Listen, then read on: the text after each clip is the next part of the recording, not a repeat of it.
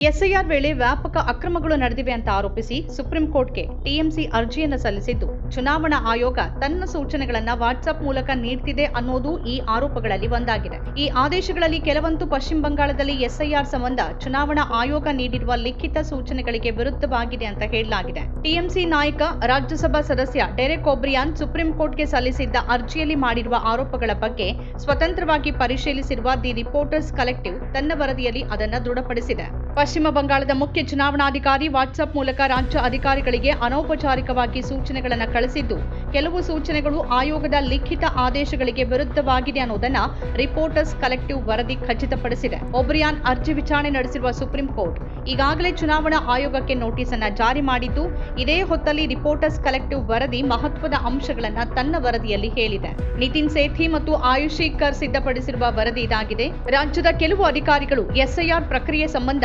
ನಿರ್ದಿಷ್ಟ ಸೂಚನೆಗಳಿಗಾಗಿ ಪಶ್ಚಿಮ ಬಂಗಾಳದ ಮುಖ್ಯ ಚುನಾವಣಾಧಿಕಾರಿಯನ್ನ ವರ್ಚುವಲ್ ಸಭೆಯ ವೇಳೆ ಕೇಳಿದ್ರು ಅನ್ನೋದನ್ನ ವರದಿ ಖಚಿತಪಡಿಸಿದೆ. ಎಸ್ಐಆರ್ನ ನಿಗದಿತ ನಿಯಮಗಳಿಗೆ ವಿರುದ್ಧವಾಗಿರುವ 2 ವಾಟ್ಸ್ಆಪ್ ಸಂದೇಶಗಳ ಬಗ್ಗೆ ವರದಿ ಉಲ್ಲೇಖಿಸಿದೆ. ಎಸ್ಐಆರ್ ಅಡಿಯಲ್ಲಿ ಮತದಾರರ ಆರಂಭಿಕ ನೋಂದಣಿಗೆ ಗಡುವನ್ನು ನಿಗದಿಪಡಿಸಲಾಗಿತ್ತು.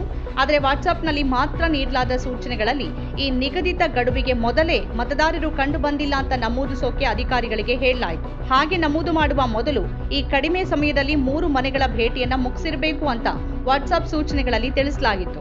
ವರ್ಚುವಲ್ ಸಭೆಯ ವೇಳೆ ಹಾಜರಿದ್ದ 3 ಅಧಿಕಾರಿಗಳ ಬಳಿ ರಿಪೋರ್ಟರ್ಸ್ ಕಲೆಕ್ಟಿವ್ ಈ ವಾಟ್ಸ್ಆಪ್ ಸಂದೇಶಗಳನ್ನು ಪರಿಶೀಲಿಸಿದೆ. 2 ಅಧಿಕಾರಿಗಳು ಆ ಸಂದೇಶಗಳನ್ನು ತೋರಿಸಿದ್ದಾಗಿನೂ ಮತ್ತೊಬ್ಬರು ಅಂತಹ ಸಂದೇಶ ಬಂದಿರೋದನ್ನ ಒಪ್ಪಿಕೊಂಡಿದ್ದಾಗಿನೂ ವರದಿ ಉಲ್ಲೇಖಿಸಿದೆ.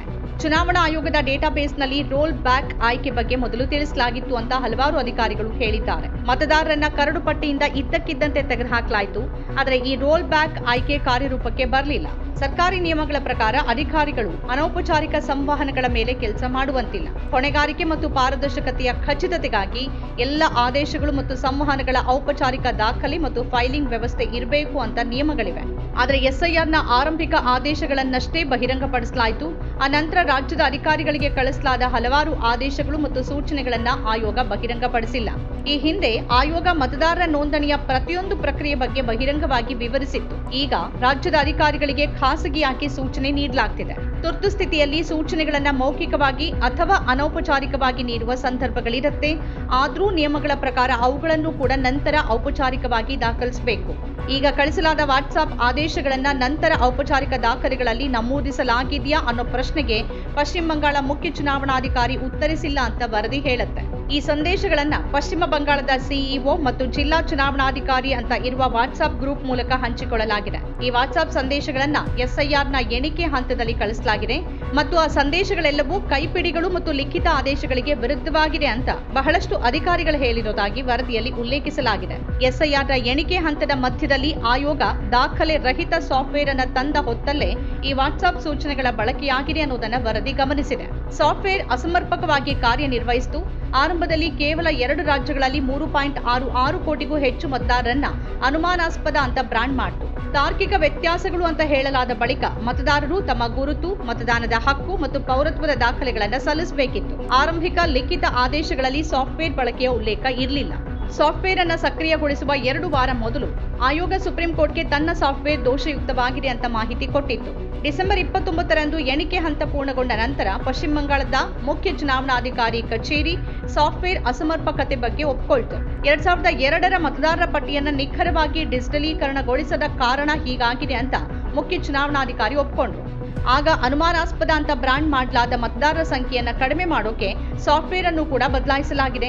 ಪಶ್ಚಿಮ ಬಂಗಾಳ ಸಿಇಒ ಕಚೇರಿಯಿಂದ ಯಾವ ಆದೇಶಗಳು ಬರ್ತಿವೆ ಮತ್ತು ಯಾವ ಆದೇಶಗಳು ಆಯೋಗದ ಕೇಂದ್ರ ಕಚೇರಿಯಿಂದ ಬಂದಿವೆ ಅನ್ನೋದು ಇನ್ನೂ ಸ್ಪಷ್ಟವಾಗಿಲ್ಲ ಅಂತ ಮತ್ತೋರ್ವ ಜಿಲ್ಲಾ ಚುನಾವಣಾಧಿಕಾರಿ ಹೇಳಿರುವುದನ್ನು ಕೂಡ ವರದಿ ಉಲ್ಲೇಖಿಸಿದೆ.